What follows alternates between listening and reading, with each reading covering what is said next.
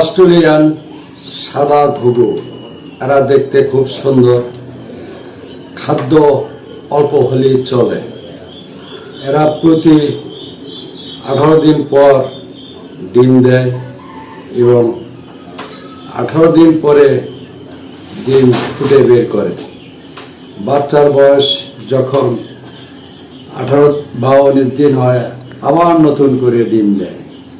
এরা দেখতে খুব সুন্দর এবং অল্পতেই পোষ মানে। অস্ট্রেলিয়ান ঘুঘু এদের খাবার চীনা, গম, ধান, ভুট্টা ইত্যাদি। এরা দেখতে খুব ভালো এবং অসুখ বিসুখ নাই বলতেই চলে। এদের সেবা বেশি একটা করতে হয় না, দিনে একবার খাবার দিলে যথেষ্ট। দেখতেও আরও ভালো। অস্ট্রেলিয়ান ঘুঘু ফার্ম, বগুড়া, সোনাতলা, হরিখালী বাজার।